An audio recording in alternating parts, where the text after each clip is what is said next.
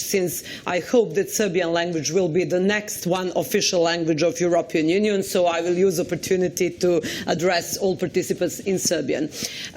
Dakle, poštovani učesnici, pre svega poštovani kolega Selakoviću, sa kojim zajedno otvaramo i zajedno domaćini ovog Jadransko-jonske strategije Evropske unije, poštovani ministre Logar, predsedavajući forumom, Forum Chair, Deputy Prime Minister Dimitrov, and all other dear participants. It gives me great pleasure and an honor to wish you welcome to the 5th Forum of the EU Strategy for the Adriatic and Ionian region. Traditionally, of course, these fora are organized by the country holding the presidency of the strategy, which is why this forum was planned for May last year, so during 2020, during Serbia's presidency. Since it is only now that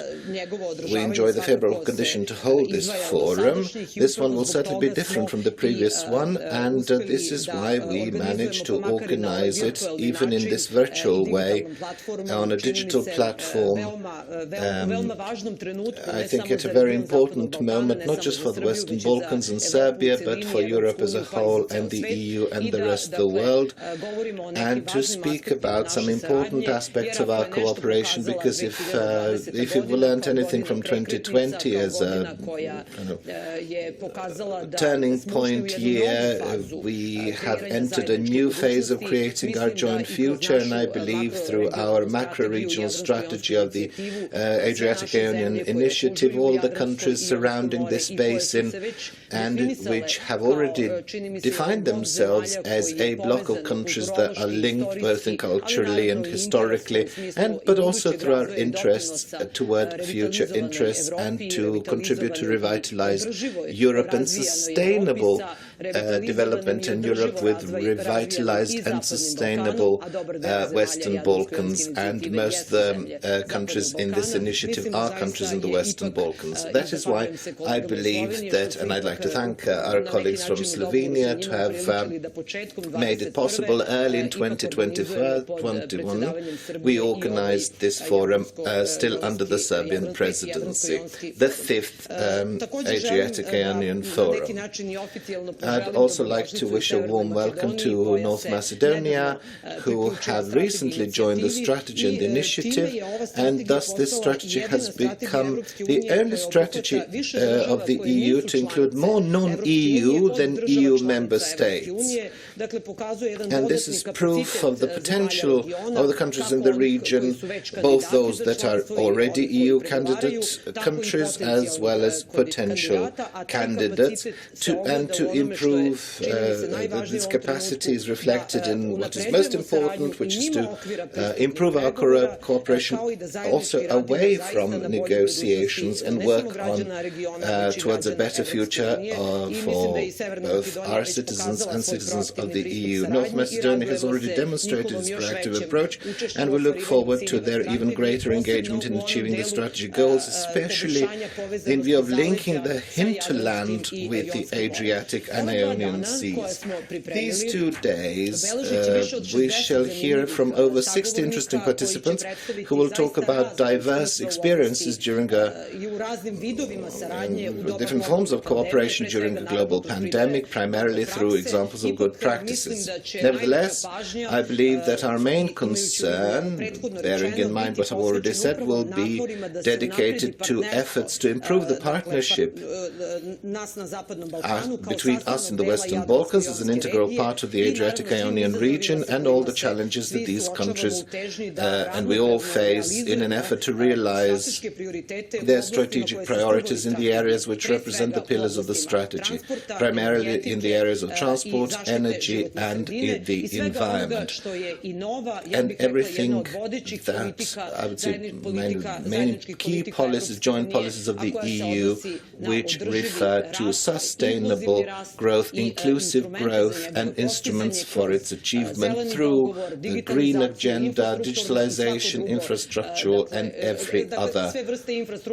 form of infrastructure linking from transport, digital, ecological, social, all all these are topics which are on the EU agenda and for which Serbia is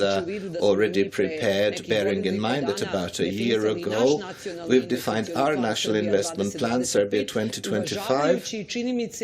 bearing in mind the fact that not only going in step but rather anticipating the new instruments of the economic growth for the whole of Europe. And I think in this context we are well harmonized with the key policies of the EU. These key policies have been transposed into a new methodology for negotiations, as a cluster methodology where rather than negotiating individual chapters, we've got 6 clusters where we've grouped certain chapters bearing in mind the flagship policies of the EU. So what I've already said is all parts of the new cluster methodology, and I think all the projects that we'll be working on and that we've worked on until now, what is the framework of the EU SARE, will mainly be the way to put into practice the achievement within these 6 clusters, negotiating clusters. These clusters include inclusive growth, the green agenda, digitalization, resources, agricultural policy, internal market, rule of law, of course, more than anything else. This is our starting point, in which I believe is the principle that is becoming more and more important for a successful resilience and a successful response to from European societies to all sorts of crises. And I think that Serbia is very actively preparing for this new methodology. We've got loads of plans. We are in constant contact with the European Commission, and I believe it's all important for all of us in the Western Balkans, no matter where we are in the negotiating process. And this EU SARE strategy is a strategy that gathers all these countries, candidates, potential candidates, and EU member states, and I believe that this can be an important instrument for improving and speeding up, accelerating and giving credibility to the goals of the new methodology, and which are the goals to the process of EU more accelerated. I'd also like to say a few more sentences regarding Serbia's presidency over the strategy. Serbia's presidency of the EU SARE strategy. I'd like to praise the work not only of the Ministry of European Integration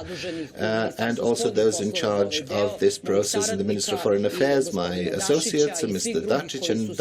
many others who have actively, and during a very difficult year of 2020, which was a challenging year for all of us, who've managed to organize 16 meetings, roundtables, expert meetings in the area of protecting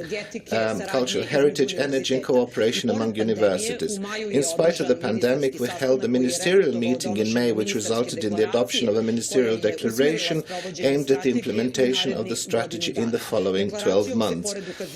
Besides underlining the importance of further efforts to mitigate the impact of COVID-19 pandemic on public health and healthcare systems, and obviously rebuilding the socio-economic activities in the Adriatic-Ionian region, the declaration stresses the need to include the priorities of the strategy in the planning process for EU funds in the next multi-annual budget, so 2021 to 2027, not only in the Western Balkans but also in EU member states. Regional cooperation and coordination of measures and activities towards mitigating the consequences of the pandemic on the economy and society, of course, have been one of the most important elements for these conclusions. But I'd also like to stress, and I believe this will be an important topic during this two-day exchange of experiences and plans for the future, is the result of my multi-annual experience, not only as a Minister for European Integration, but also National Coordinator for IPA funds, in charge of programming and managing pre-accession funds of the EU. You well know that a few months ago we presented the new encouragement, investment and economic plan for the Western Balkans, which was presented to us for the Commissioner Varhelyi, and this plan, in a financial sense, in the perspective 2021-27, needs to financially, and sometimes this is always is very important to support all these plans and these joint policies and goals which have been defined through the new methodology, and which will, of course, allow us to, within a reasonable time frame, to achieve a convergence of the economies of the Western Balkans with the economies of EU member states. This, for us, is a key point. This is something that is important for us. I think in August last summer we prepared a list of 12 large infrastructural projects in the area of transport links, energy infrastructure, and linking green agenda, digitalization. It was only yesterday that we signed, and it's something I'd like to point out. We prepared the documents with the European Bank, 7 million euros for introducing broadband internet for all schools in rural areas in Serbia, because this is the only way that we can train everybody to be able to be competitive in our society. And this is one of the projects that for which we applied through the investment program for Western Balkans. Within this package, there are also some very important projects talking about the gas interconnection between Serbia and North Macedonia. This is, of course, part of our Adriatic and Ionian strategy and all the projects that we are working on. This has been selected as one of the key projects for the energy community in the area of gas, and we have harmonized several national, regional and European strategies, initiatives and funds. I've only mentioned a couple of projects, but there are many other projects that we've applied for, and one of the most important is the development of ports, which is very important for the development of the transport sector. There have been a number of research have been conducted in this area. So 2020, in spite of all the difficulties and challenges, have brought new horizons, new possibilities, new needs, and I would say that we have entered this year well prepared, with eyes wide open, so that all of us in the region and in the macro region of the Adriatic Ionian region, we do not come out as losers, but rather all of us entering a new era, hand in hand, and joining our forces so that we all turn out to come out the winners for citizens of the Western Balkans, the whole of the EU, and I'm sure that our cooperation will be an important segment of revitalizing Europe, revitalizing the EU, its economy, and the total convergence of our economies with that of the EU, and making our region more competitive and introducing sustainable development in Europe, which is still, I believe, the best place for work and to live in. So I wish you all the best in your work in planning projects. I am sorry if I've taken too much of your time, but I really wanted to give you an overview of what we have done, how far we've got in the negotiating process, what it is that we expect in the future, and also for the macro-regional strategy of Adriatic and Ionian Strategy Initiative has a very important place in the future and opens up great possibilities for more